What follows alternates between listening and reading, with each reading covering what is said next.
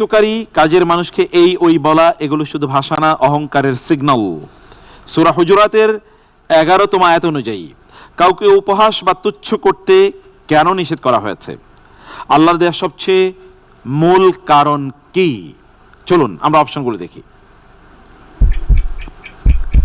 ক, এতে সমাজে ঝগড়া বাড়ে। খ, এতে নিজের সম্মান কমে যায়। গ, যাকে তুচ্ছ করা হয় সে হয়তোবা আল্লাহর কাছে বেশি প্রিয়। ঘ, এতে সম্পর্ক নষ্ট হয়ে যেতে পারে। আল্লাহ তাআলা সূরা হুজুরাতের 11 নং আয়াতে বলেন, ইয়া আইয়ুহাল্লাযীনা আমানু লা ইয়াসখার কওমুম মিন কওমিন আসা আইয়াকুনু খায়রাম মিনহুম ওয়ালা নিসাউম মিন নিসাইন আসা আইয়াকুননা খায়রাম মিনহুন।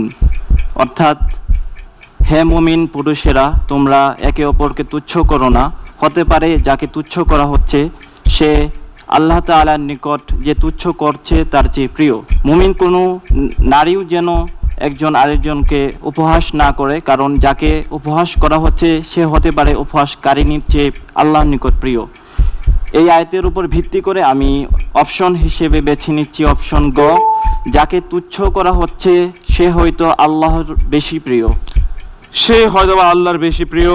এ কারণে কোনো মানুষকে তার চাকরি, অবস্থান, পোস্ট, পজিশন, স্ট্যাটাস, অর্থবৃত্ত, শারীরিক ইস্যুর উপর ভিত্তি করে ছোট মনে করা, তুচ্ছতা ছিল করা, তুই তোকারি করা, এটি আল্লাহর দৃষ্টিতে গর্হিত কাজ।